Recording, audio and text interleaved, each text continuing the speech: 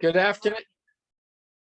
Good afternoon, everyone. We're just about to get started. People are just logging in now, so I'm just going to give a couple of just a minute or two here as the participants are just joining the webinar. So thank you all for showing up today. We're looking forward. This is actually a topic that I'm extremely passionate about because it really is a make or break topic for or you know, characteristic for whether a GC is going to truly be successful or not. So people are just coming on. We're just going to give it about a minute here so that they don't come in and as we're already getting started. So I appreciate your patience.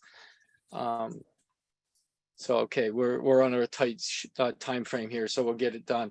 So welcome everyone today to the BarkerGilmore GC Advantage series. We're happy to put on these webinars every month.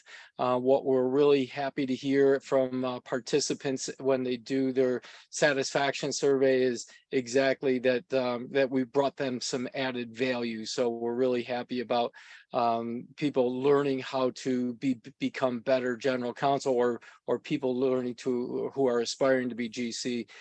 To really make sure that they're focusing on the right areas for development. You can visit our GC Advantage webpage at barkergilmore.com. Also, please be aware that we will record this webinar. Usually it takes about 2 to 3 weeks before the webinar is up on our website. We'll send everyone who's attending an email letting them know that we are that the webinar is available. Sorry, I'm getting some IT notes here being sent to me. And keep your eyes peeled for next month's webinar. We do these on a monthly basis. Next month, Michelle Banks, one of our esteemed advisors, is going to be running the webinar, hosting the webinar, creating an effective onboarding plan for a senior legal leader. So really great topic, and Michelle will have some terrific general counsel sitting with her, just as Maureen Brundage, one of our great advisors, is doing so today. So I will introduce Maureen. Maureen, former general counsel of Chubb, and also been one of our advisors since the beginning of our BarkerGilmore Advantage, GC Advantage program. So we're really happy to have Maureen, and Maureen's done a terrific job of inviting a couple of guests. One thing I guess I just skipped over is questions. If anyone does have a question, please feel free to scroll down on your screen, ask the question. We'll try to get to it during the call. If we don't get to it or during the webinar, if not, we're going to leave some time at the end to try to address some of these questions. So with all that said, I'll pass it over to Maureen. Great, thanks, John. And welcome everyone, and thank you for joining us today. It's my pleasure to introduce my fellow panelists today. Deneen Donnley is the Senior Vice President, General Counsel of Consolidated Edison, one of the nation's largest investor-owned energy companies. Prior to joining Con Ed, Deneen was Chief Legal Officer, General Counsel, and Corporate Secretary at USAA, and prior to that was Senior Vice President, General Counsel, and Corporate Secretary at ING Direct. Also joining us is James Sharkey. Jim is Latin America General Counsel at Chubb Limited, which is the world's largest publicly traded property casualty insurance company and the successor company to the Chubb Corporation, where Jim held various roles, including Senior Vice President, International Counsel, and Chief Compliance Manager, and where I had the opportunity to work with Jim. So thank you, both of you, for joining us today. Since whether you or your teams are back in the office, or you're working remotely, or doing something in between, does impact some of the topics that we're going to talk about today. I thought it would be helpful, Deneen and Jim, for you just to share with us what your situation and your team's situation is in terms of work. Deneen? Sure. So we came back into the office 1 day a week beginning in April, and we're now 3 days a week as of July. We are, I would say, as a company, we are trying to optimize in person as we can. So we don't have particular set days that we need to be present, but we try to be purposeful when we are together. I would say that my team, the law department, is pretty good at that because my predecessor had a Law Department of the Future initiative where they were already focused on flexible work practices. And so this is kind of back to where we were before the pandemic, when actually they could work from home up to 3 days a week. Great, thanks. Jim? We're currently in a hybrid 3 days in, 2 days out model throughout Latin America region. I understand that's pretty common globally in the company. We were fully remote until earlier this year. There was a lot of variety geographically. So my office came back, I would say it was probably around April, around the same time Deneen's did. And the hybrid model was introduced then. Chubb is a work from office company, and that's been increasingly the case again now post-pandemic. But there is a lot of flexibility, and even pre-pandemic, we had been, in some cases by mandate because of office space constraints, work from home a couple of days a week. But flexibility for working remotely was and remains part of our model. So Great, thanks. This slide can come down, and let's get into today's topic, which is talking about emotional intelligence and communication skills. In any job, you need intellectual and technical abilities, but to be successful and fulfilled in your work, you need more. You need what is often referred to as soft skills. According to a recent ZipRecruiter study, 93% of employers say soft skills are critical to their hiring decisions. Perhaps the most important subset of soft skills are social or people skills. A recent Harvard Business Review article noted, and I quote, "At all employment levels today, more and more jobs require highly developed social skills. Having good social skills requires a high degree of emotional intelligence and strong communication abilities. Effectively using and developing these attributes can be challenging, especially now with so many people working remotely, whether full-time or a couple of days a week. In today's discussion, we're going to explore these skills and hopefully provide you some tips for enhancing them. So let's get into what is emotional intelligence, or EQ, as it's often referred to distinguish it from IQ. If you could bring up the next slide, please. So emotional intelligence in a nutshell is having the ability to manage ourselves and our relationships. Here we've provided a more elaborate, detailed definition. It's the ability to identify and manage your own emotions, recognize them in other people, and then understand what those emotions mean, and then use those insights in developing your relationships and in how you're going to act in the workplace or otherwise in life. Improving your emotional intelligence enables you to better manage stress, and I believe improves your job satisfaction. It helps you be a better leader, but even if you are not a manager, it is important for everyone to have a strong emotional intelligence. Emotional intelligence has 4 elements, if we can go to the next slide. And we're going to discuss each of these in turn: self-awareness, self-management, social awareness, which is often referred to as empathy, and relationship management. Since self-awareness and self-management, I believe, are connected, I'm going to talk about them before bringing Deneen and Jim into the conversation. So social awareness, what is it? It's the ability to identify your emotions in different settings and determine what triggers them. What's going on in your head? What is your inner voice saying to you? What are you feeling? A Harvard Business Review article last year stated, and I quote, "Self-awareness is the foundation of all behavioral change and personal development." We thought we'd provide some tips of how you can improve your social awareness. If you could bring up the next slide. So I'm going to just touch upon some of these. First and foremost is self-reflection. It's taking the time to think about what and who pushes your button. What specific situations trigger you? After an interaction, take a little time to try to act like an objective bystander to review it. It's sort of like what Scrooge has to do in A Christmas Carol.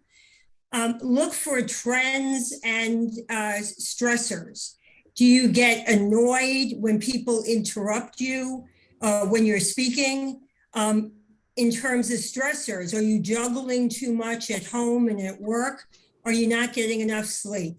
Another thing is to ask for feedback. Often people's perceptions are much more important than what you intended. When I first joined Chubb, I thought I was very friendly and I was very easy to approach. And when I asked a confidant, "So, how am I doing?" I heard that some people, in fact, were intimidated by me. That was important information for me to get so that I could adjust my behavior accordingly. So let's turn to self-management, which is the ability to control your emotions. It is very important because overly emotional people lose respect and credibility. They're viewed as high maintenance, and they're the people that everyone else tries to avoid. So we thought we'd provide some tips that we have here. And again, I'll just touch upon a few of them. First and foremost, again, should be slowing down your reaction. There are various techniques that you can use. One is to take deep breaths, perhaps to count to 10. One commentator recommended always having a drink with you and taking a drink of coffee or water if you need to take a moment.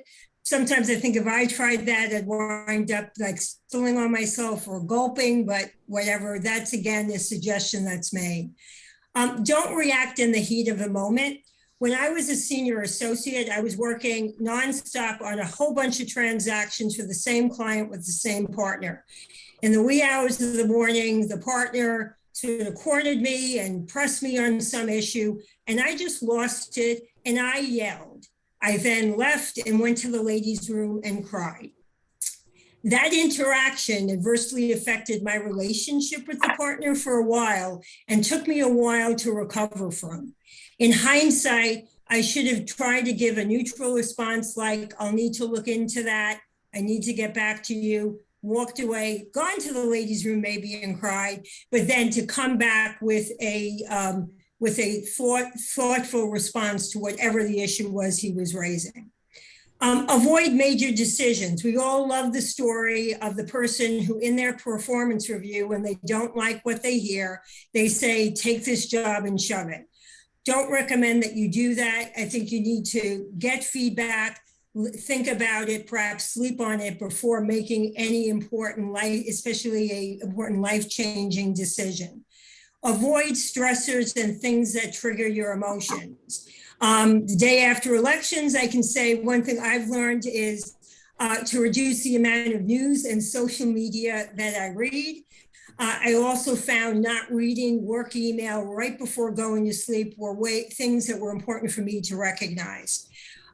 Don't jump to conclusions. So if you're not included in a meeting, maybe ask your manager why you weren't included. Don't assume that your manager doesn't like you and that's why you weren't included in the meeting. It could very well be there are just not enough seats at the table. According to Psychology Today, people do what they do because of themselves more than because of us. In other words, it is often not about you. So I would like to get Deneen and Jim in on the discussion. What techniques do you recommend for identifying and managing emotions? Deneen, let me begin with you. Sure. So I would say from a self-awareness point of view, I look to myself for physical cues the same way I look at others. So I make sure that if someone is saying something that I disagree with, that I'm not sitting with my arms crossed, or that I'm not giving some kind of physical indication that either I disagree until I'm ready to state, whatever my opinion is, or that I am somehow impatient for them to get through with their words so I can simply counter. So I guess I'm very mindful. I've also, I like your point, I have asked people for feedback. So my question is, how did I show up, right? That's kind of a nice broad question. And, sometimes, one time I got feedback about a particular way, how they said, we could tell by the way you were sitting, and it was like this, that you were ready to basically, I won't say pounce, but basically assertively pursue your Respond. point. Right. But that was great feedback, because that was not something that I was aware of. And I will say that was an in-person meeting, but I am more conscious of body motions and movements, even in virtual meetings, as they signal whatever the person's aware of, or as I signal what I am thinking about, whether I want to or not. And then I would say, from the self-management point of view, by nature, I'm a pretty calm person. So I don't have a lot of trouble with the management, but certainly, not rushing to get an email out when you're not thinking about things in a very calm manner, not acting in the heat of the moment, taking a step away to think about something. All of that helps. So for me, the most important part is being aware of how I am showing up, whether it's my own self-awareness or asking trusted individuals, how did I show up? And being open to their feedback. Great. Jim? Hi, Jim. He's not muted. Okay. Sorry about that. The old forgetting No, I'm on sorry. mute routine. My apologies. Which is also something that we totally. have to remember to do in terms of showing up. Make sure you're not on mute. Go ahead. Exactly. Point one. Don't. Yeah. Anyhow, the points that Deneen just made, I completely agree with. So great techniques and practices, I think. I try to do similar things. I'm a yoga practitioner. I go several times a week, and so I try to think with my yoga brain sometimes if I'm under stress, or if I know that something is difficult that I'm dealing with. And I think it's a great practice to write something down and then hold it, if that's feasible, for hours or overnight until I have maybe a different frame of mind than when I wrote it, and then look at it again. And I often find that the email that was going to be 4 or 5 paragraphs long is, 2 sentences after having reflected a little bit on that. So I think that's a good practice. I think not reading tone into emails or text messages or WhatsApp messages, whatever it might be, is a good idea. There's sometimes your own voice in your head as opposed to the voice of the person who wrote you the email or the text was intending to use when I sent it to you. So it's best to sort of be neutral on that. I think taking the time to rest, to give yourself, the opportunity to relax. If it's during the workday, take a few minutes and do a Wordle, go to the gym for an hour at lunchtime, do yoga if that's your thing, whatever, something that gets you away from the mind space of being in the office and dealing with whatever the problems are you're dealing with. And then I think that regular physical activity of some kind, whatever it is that you enjoy, is great, particularly during stressful times. It really helps me a lot. So those are some of the techniques that come to mind that I found to be successful. Great. Okay, let's move on to the third element of emotional intelligence, social awareness or empathy. It's the ability to recognize and understand the emotions and needs of others. It's putting yourself in the other person's shoes. This is something, again, that's important, not just for managers, for everyone, to understand the needs and pressures of your boss, your clients, your peers. Here we have some of the tips that we thought would be helpful. First and foremost is effective communication, in particular, active listening.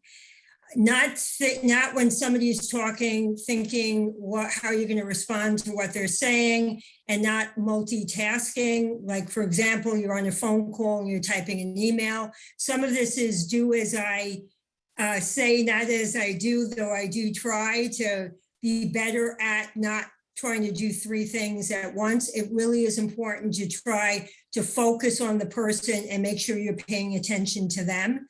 Use your ears and your eyes, hear what's said, and sometimes pay attention to what's not said, which can sometimes be even more important. Pay attention to the tone and speed and volume of what the person is saying. How are they saying it? We already heard about body language, really important. You're looking at the person's posture, their facial expression, are they making eye contact or not? It seems to be a given that 90% of all communication is nonverbal. That's obviously easier to pick up in person than remotely, but it's important to focus on. Ask questions. That shows that not only are you listening, but it also helps you understand more about what the person is saying. And Deneen already touched upon this about thinking about your own body language, that you don't have your arms crossed, you're leaning in rather than leaning back. And I've always appreciated somebody in a meeting, and more important in an audience, if I'm giving a speech, who nods. It really makes me feel good that you're listening and perhaps you're agreeing with what I'm saying. So those are some things I would suggest that you think about. Jim and Deneen, what tips do you have for this? And are you doing anything differently when you're interacting with somebody remotely? Jim, let's begin with you. We have a bunch of questions, Maureen. I'm looking, speaking of like paying attention to one thing at a time, I'm looking at the Q&A that we're getting, and there's some really good ones in there. So just so people are aware, I think that there's a lot of difficulty right now because of the technology that we're able to use. It allows us to be in different places, right? But at the same time, I think it cuts us off from certain cues and certain types of, indicators that we might otherwise have access to in a physical meeting while we're present with each other. And looking at some of these questions, mastering tone and email and text, I was laughing to myself thinking, oh, I should use more emojis, although I backfire, what I mean? Like when you're texting or emailing, it's better to read it, think about what the person is saying to you, maybe wait a minute to respond. And if you can feel them out, ask a question or two in writing, on a text exchange. That's pretty easy to do. It's almost instantaneous communication. So you can get a flavor for how the person's thinking. If I say less at the beginning of an exchange, I find that I learn a little bit more from the person who's trying to reach out to me that way. And I find that to be a useful technique in making sure that we don't go off in a wrong direction or things go sideways. Right, and I think we're going to talk. We're going to talk a bit more later about emails, so we'll get in a bit more into that. But go ahead, Jim.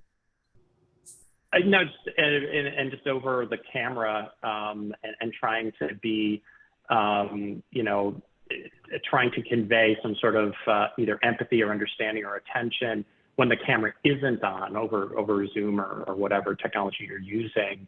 Having some small talk at the beginning of a meeting can be invaluable because you really get the flavor for where the person is and where their mind is at. So how are things down in wherever you are? You talk about the weather, there's some sort of political event that happened, there's some sort of, sporting event, whatever, could be anything, just something benign. And you'll get a flavor if the person's responsive to you, if they seem to have a sense of humor about something, or if you feel stress and anxiety about it. The worst that happens by doing that is that you convey that you have an interest in them as a person beyond just the immediate business need that you have, to satisfy as part of that conversation. So those are some of the ideas that I would recommend.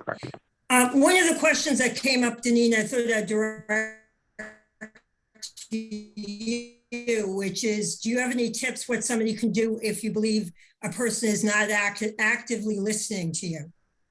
So I think in the conversation, whether it's face to face or if it's online. I mean, I think it's challenging to have a one-on-one conversation and the other person's not listening, right? So I don't see that happening as often, but I think asking a question that pulls them in, short of, I try not for it not to be, so what do you think, when I know they've not been listening, so what do you think about X, right? So I'll tee it up and feed it up to pull someone more deeply into the conversation, because I do think it's a challenge. It can happen in the room. It can happen, on Zoom or Teams.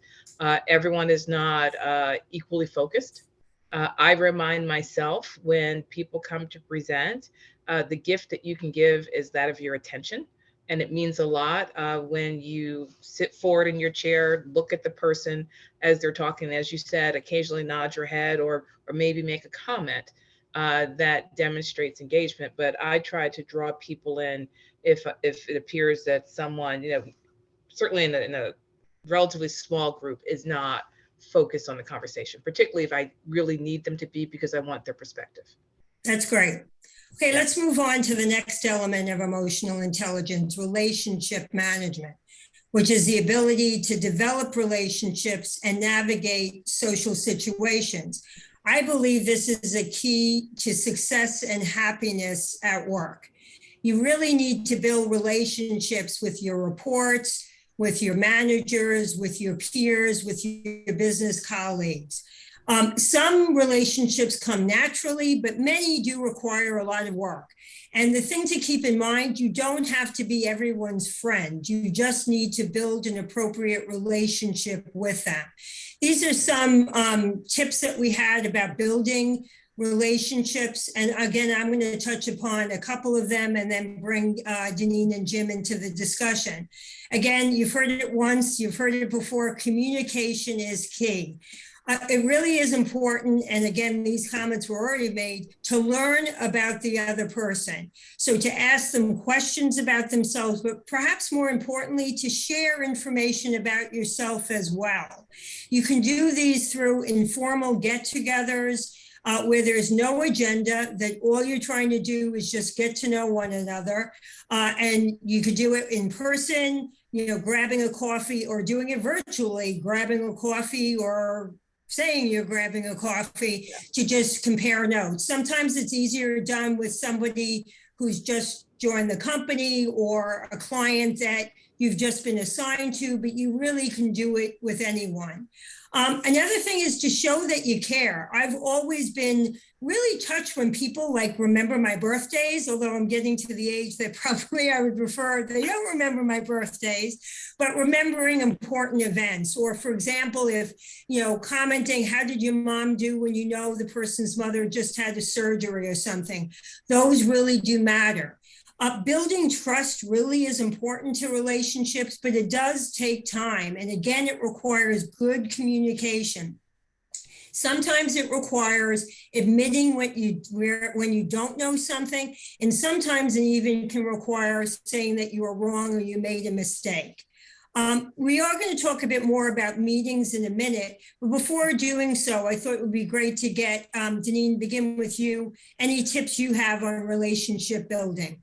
So I agree. It's important to get to know your team members, your peers, and I would say to the extent that you can on a one-on-one basis, whether that is virtual or in person, but finding kind of that informal space to really get to know someone. I don't do birthday cards, and I don't know what it says about me that I do sympathy cards.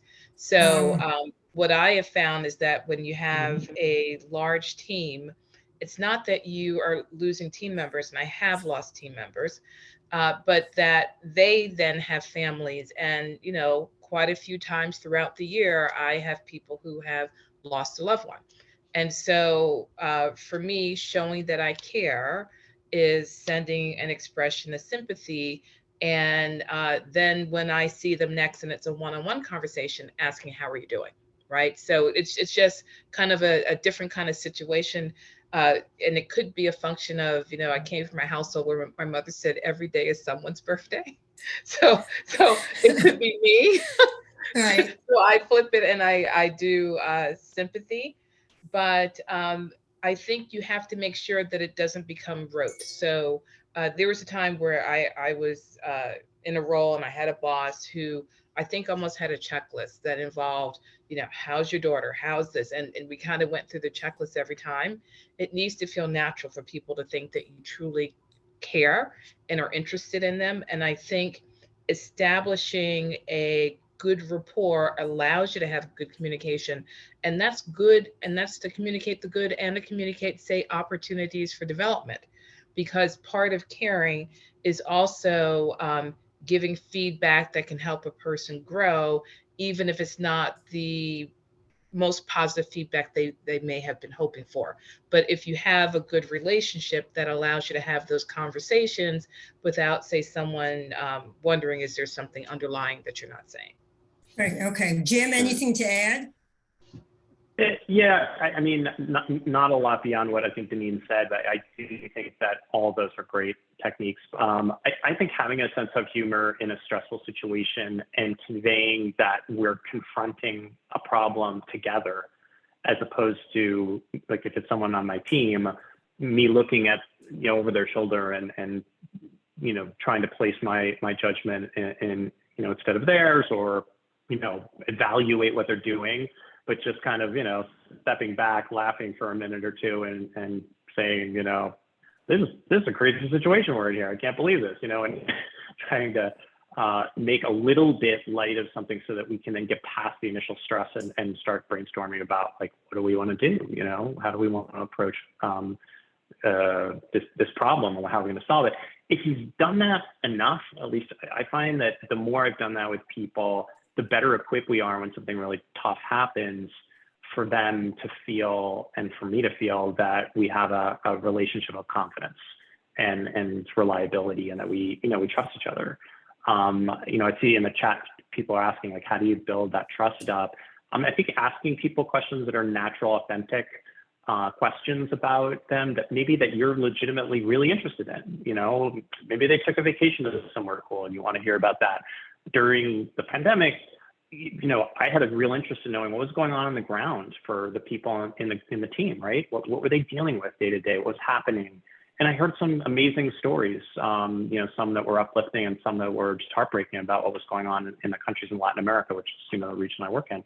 And I think that helped us build an understanding of each other, because I would have do the same. I'd explain to them what was happening where I was, and things that I was happy about and things that I found difficult to accept. So those kind of conversations, they're not about a work issue necessarily, but they're the trust builders in my experience. So actually, I did have a lot to add, Maureen. Sorry. Okay. But on that, I just, on trust, I also think it's important to be consistent in your words and your actions. So to make sure that if you say you're going to do something, you do it.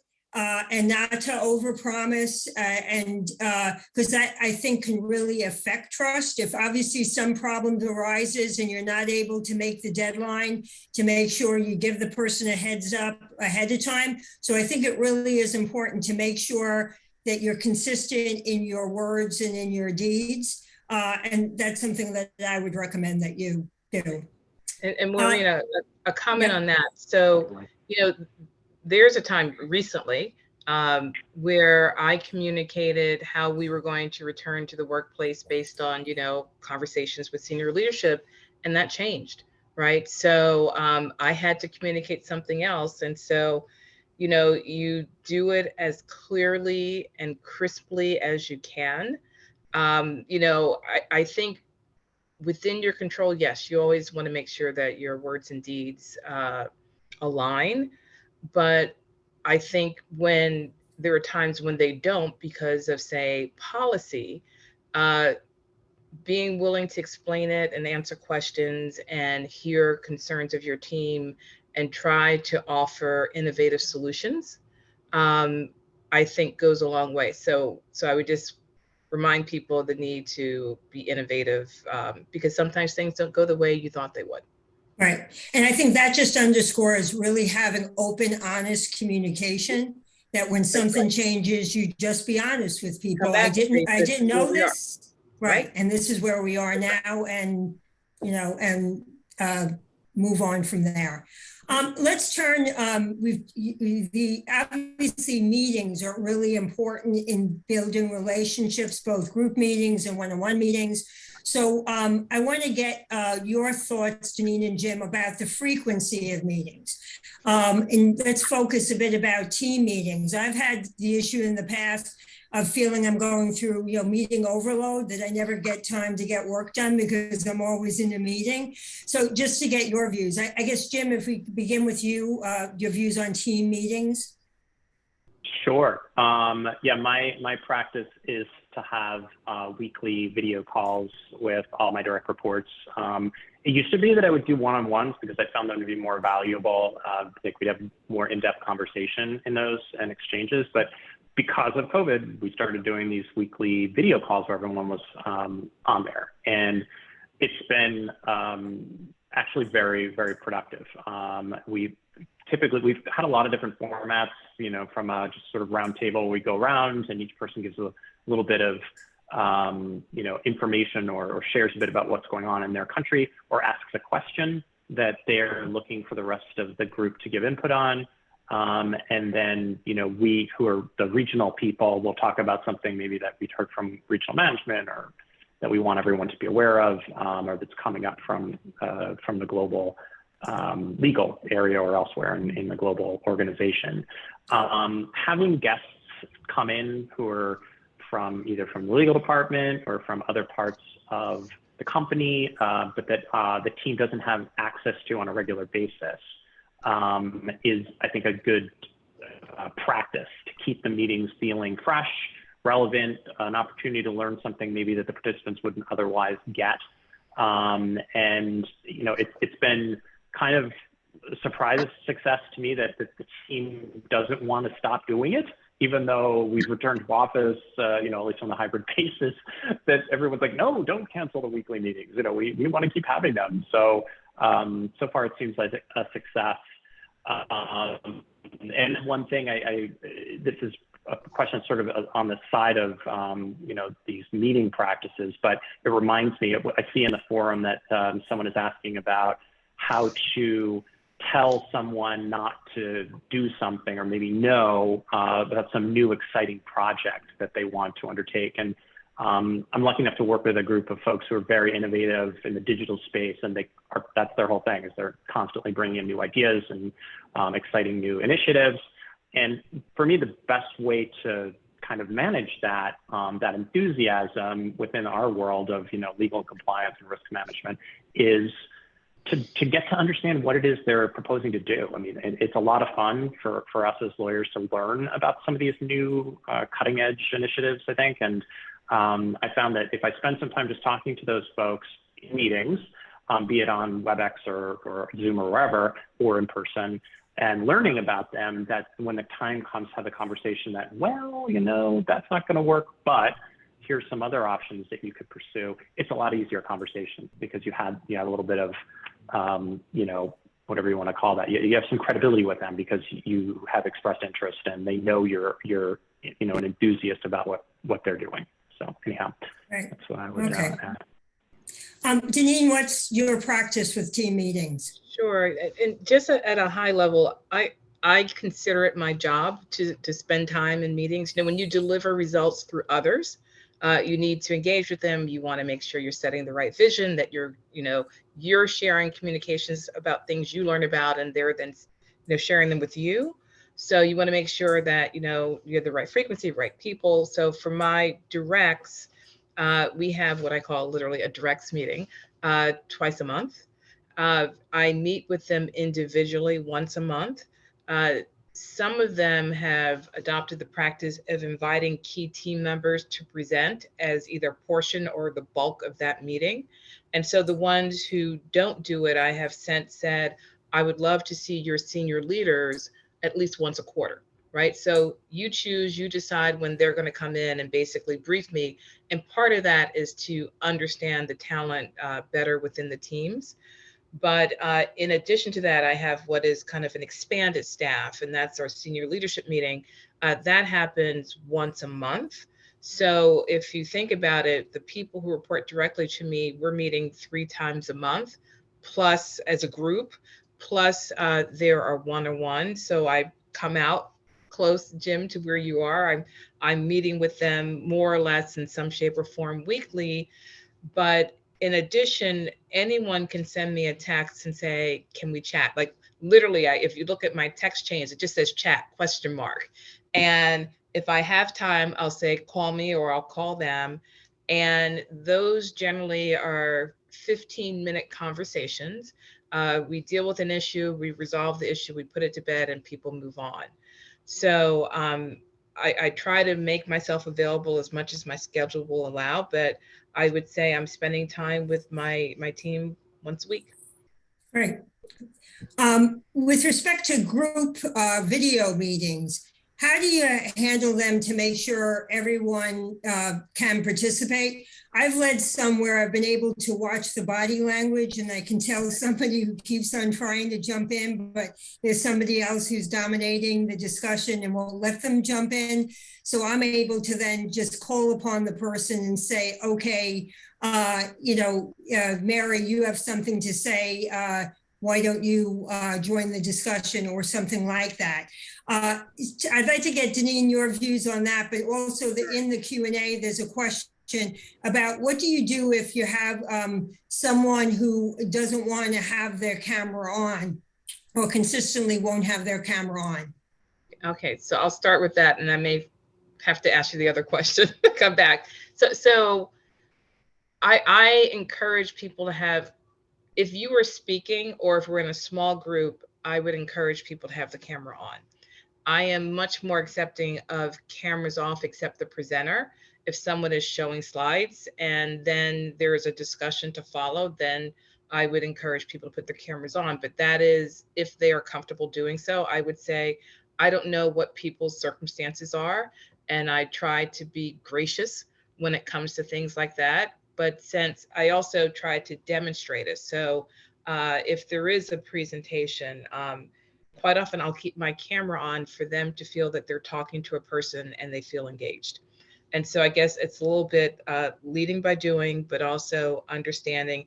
It is rare that I have people when you would expect a camera to be on because it's a small group and we're having a back and forth discussion that their camera is not on. But I think each company has to really express what their preference is. And then leaders need to move forward with grace and understanding, because I don't think it can be a hard and fast rule that your camera must be on at all times. Because if we're going to be flexible, that means maybe I'm home, but maybe I'm in a lift, right? There are just so many different places that people could be. And to me, it's acceptable for someone to say, it's really not a good time to turn the camera on right now, but I hear what you're saying, and as a general matter, I will. So that's one. Okay, what if it's a member of senior management who will never have their camera on, which was what was in the Q&A? Sorry, and I'm not looking at. So then, okay, no. Then that's a side conversation, right? So if it's a member of senior management, then you would say, look, here's our value. We want to demonstrate this. I'd appreciate it. And if it's senior management, meaning someone reporting me, I think it would be good if you would turn your camera on. That's a conversation. So that hopefully goes from never to doing it more times than not. That right. would be my goal. So sorry about that. No, I didn't ask it that way. So thank you. And the original comment was on the question that you were asking for me and Jim. Which now I forget what I was asking. Oh, what do you do about getting on a team video call, getting everyone engaged? So part of this is just how your group adopts practices. We actually use the raise hand feature. So people raise their hands if they want to talk. Sometimes if the group is small enough, there's just back and forth. But then quite often someone will raise their hand, and that will remind us that we should use the raise a hand feature. But then you also ask, right? If there's someone who is not actively engaged, particularly because you want to have a consensus. If you're making a decision, we haven't heard your perspective. What do you think? And so that is how I would pull someone in to make sure that people all have a chance to talk. Also, when you're online, sometimes we do Teams, I could see something turning purple, right? Yeah. Meaning that either someone made a noise or, seems to want to talk, and then I'll say, do you have a comment? So I try to pay attention to things like that so I can pull people in. Great. Yeah. Jim, anything to add? Just sometimes if a person's not speaking and we have a normal rotation, which is our practice usually, I'll remember something that they told me that I think could be useful for the rest of the group to know. And I'll say, why don't you just give a quick summary of what we talked about yesterday in our one-on-one? And then the person will be like, oh yeah, and then I'll talk for a couple minutes. And that's been sometimes a very useful practice. We get more out of it that way. Some people I think are reticent about getting Right. in front of the group and talking. So. Right. We've been spending time discussing communication, but we focus more on oral and visual communication. And written communication obviously is very important, and probably more communication is done these days in writing than otherwise. So I thought it would be important to discuss that as well. Can we go to the next slide? So we're going to talk a bit in particular about emails and give you some tips. First and foremost, again, you really need to be careful and to review emails and any written communication carefully. Erica Dwan, in her book on digital body language, says that reading emails with care and attention is the new art of listening. When sending an email, try to be as brief as possible, and I always believe you should state upfront what you're looking for and get to the point. A lot of the detail can be provided in an attachment, or you can offer to provide more information if requested. Consider the tone. This was something that was raised previously. Sometimes I take the get to the point to heart. And when I look at the draft, it comes across as curt or demanding. So I go back and soften the tone, put how you doing, hope you had a good weekend, whatever it may be, to soften the tone of the email. So that's important. Reviewing your email and thinking before sending is very important, and never to send in anger. Sometimes it's good and therapeutic to type an email in anger, but put it in draft, sleep on it, and then look at it the next day. And oftentimes you're just going to delete it and move on with your life. Jim and Deneen, any comments or tips about emails or written communications? Jim? You covered most of them. You covered most of mine. I think the one thing I would do, avoid the slap down, if everyone knows what that means, where, you're just taking the opportunity to either criticize or, discipline someone or something of that nature. And particularly if you're finding the need to do so to be an annoyance, waiting and maybe having a phone call or a video meeting with the person is, I think, usually more productive. I think I agree with everything that you both said. I would just double down on keeping it brief, having a summary up front, know your audience, don't give a long legal analysis to your business partner who really wants to understand what he or she is able to do. I think that being able to read the first paragraph and knowing what the person wants or what it is they're advocating for is really important. For me, any email longer than 3 paragraphs, I probably will tend to read later in the day and not as I'm kind of scrolling through things because it becomes too long. So I personally appreciate brevity and being upfront with what you are seeking. I think Jim alluded to this earlier. What's your views about use of emojis and punctuation and abbreviations in business communications? So I have a millennial who tells me that I need to loosen up.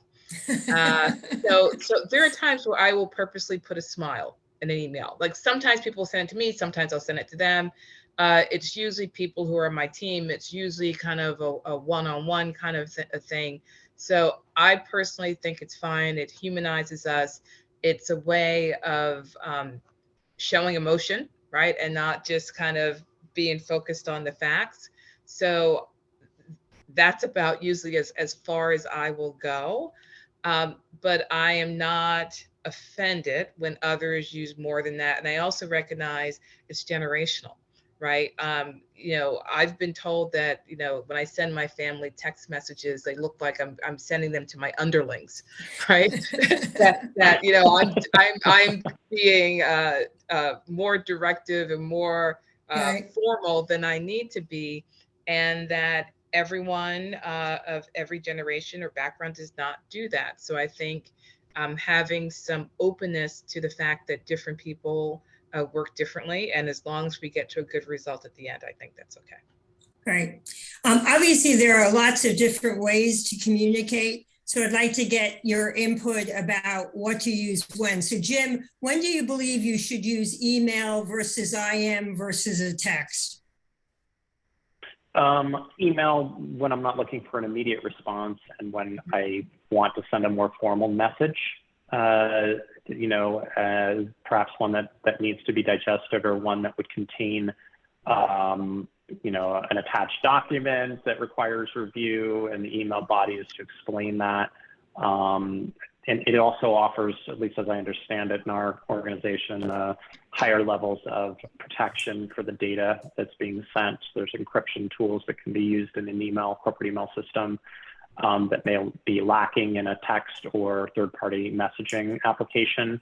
IM or text for shorter, more immediate communications, particularly if I know someone is in a meeting or involved in another activity, and I just want them to be aware of something immediately, that text or instant messaging function is very valuable. I'm a little bit on the fence about Teams. I think there's probably a lot of use, and I'm talking about Microsoft Teams, the instant messaging platform. It seems to be, in some people's minds, a repository almost for documents, Word, Excel, PowerPoint documents, as well as a tool for communication. And it's instantaneous, so it has that characteristic as well. So I'd say my use of that is evolving. And maybe I've got some learning to do about, you know, how it can best be used. The slide can be taken down. Thanks. During our prep call, we had a very interesting discussion about voicemails, and I have learned not to leave one for Deneen. It reminds me of the Progressive commercial now about leaving a voicemail is like being your parents. But I did relay that, in fact, I had a manager that his preferred method of communication was leaving multiple lengthy voicemails. So sometimes you do have to adapt to whatever your boss or manager wants. But Deneen, to share your views about whether it's voicemail or other communication tools. Right. So as you mentioned, as a general rule, I do not listen to voicemail. On occasion, I might read the transcribed message. But my general practice is, if I see that someone tried to call me, you know, I see it on my mobile, I will simply call them back. And so most people have gotten used to the fact that, oh, you know, I left your voicemail. I said, oh, I didn't listen. I just called you back. And then they can tell me whatever it is. And at a point, you know, I think people stop leaving the voicemail because they know that I saw that they called and I will call them back.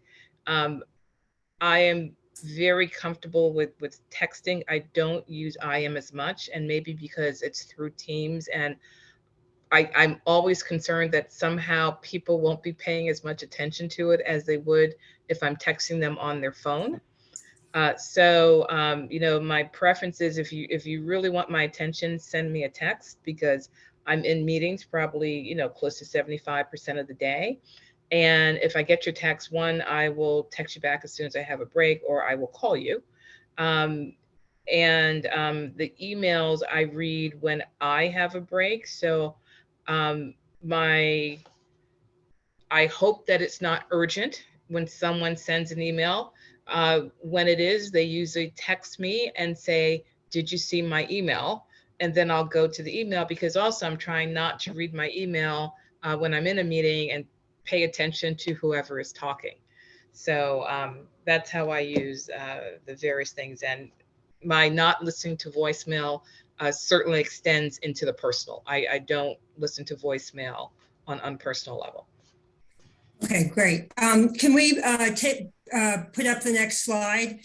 which is just providing you a list of materials on today's topics, some of which are the basis of the remarks that I've made today. You don't need to be jotting these down. The slides will be made available subsequent to the webinar, but I do want to pivot. You could take that slide down. I want to pivot a little and ask Deneen and Jim about hiring practices. Like, how important is emotional intelligence and communication skills when you're hiring someone, and how do you try to assess both? Jim, do you want to start? Sure. I find it in an interview kind of difficult to get other than a very basic understanding of the level of EQ that the person has. I try to, the one technique I can recommend that has given me some insights is to, as I think is the general recommended practice of most interviews, is to ask them open-ended questions at the beginning, and perhaps to allow them to explain why they're interested in our company and this job. What is it that's drawn them in? And if they know the right things to say, will give you an idea of the level of EQ the person is probably bringing to the table. In my experience, if they say something that is a bit jarring, or that would, oh, I'm in it because, the salary sounds great, or, something that makes you think that they might not really be enthused about what they'll be doing with you or being part of your team. That's as much as if I can get that out of the interview, I'm happy with it. And also, like, how the person writes their resume is kind of a tell, I think. And if they don't care much about, spelling and punctuation, I know that sounds maybe old-fashioned, but it tells me something about them. So anyhow, those are the two things I can think of. No, Deneen? I like that. Jim, like you, by the time they're interviewing with me, everyone has the substantive skills. They've likely been vetted by the people who have interviewed before me. So like you, I'm always probing on, how they build relationships with clients. How do you deal with giving difficult advice? What have you done when the client said, we're not willing to do this? Like, I try to get into thorny situations to get them to talk about what they did.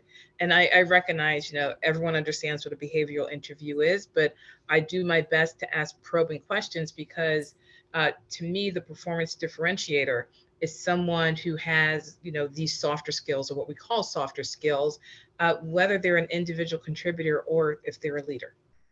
Great. John, I thought we'd get you into this discussion and get your views on this about how you try to assess emotional intelligence. Absolutely. First of all, everyone has had such great things to say, but as far as emotional intelligence, one of the things we're looking for is someone that's not coming in and dominating the conversation. So I use this benchmark that on an interview, you should be talking half the time and the interviewer should be speaking half the time. If you're talking too much, 100%, you might think it's the best interview you ever had, but unfortunately, the person on the other end won't feel that way. And vice versa. If you're on an interview and the interviewer is doing all the talking, a lot of times I have people I debrief after the interview and I go, how did it go? Well, I'm not quite sure. They basically spent most of the time selling the opportunity of their organization and doing most of the talking. Unfortunately, when that happens, you don't really get a chance to show what you're made of. The other thing I'll just say, these questions that Jim and Deneen have given as far as what people like to ask and what they like to get to the point, the word is authentic. You need to be authentic. And we have on our website, actually one of our most read pieces of content is the interview questions that are typically asked on job interviews. And one thing is if somebody comes in and these are coming across rehearsed, or they just memorize their answer and it's not coming across very genuine or very authentic, needless to say, that's not a good thing. The other thing, one thing about of someone with high EQ is they're going to be very humble. And one of the things that I recommend is you rely on your reputation versus your identity. So questions asked, where do you bring the greatest value to the leadership team? Or where would you bring the most value to my company? Instead of saying, I think I'm this, is talk in terms of a humble way to answer that question is talk in terms of your reputation, meaning what have others had to say about you versus what you think about yourself. So it's a really great tip that someone came up with years ago for me. The other thing I was seeing some of these questions, what do you do with someone that doesn't like to listen or someone that doesn't want to go on the online video? If you go back to your reading material, which I think the reference material was terrific, the number one on the list was one of my favorites, Travis Bradberry, Emotional Intelligence 2.0. I would recommend going and dropping that book on their desk and saying, hey, maybe you want to read this sometime. The other thing too, is as far as measuring your EQ, in the back of that book, which the book is a terrific short read, but in the back of that book is a link to a test where you can test your own EQ. And unfortunately, most people overestimate their EQ. So it's great to go read the book, take the test, and get a sense for what your EQ really is. Great, thanks, John. I think we're at time. So I would like to personally thank Deneen and Jim for joining and turn it over to you, John.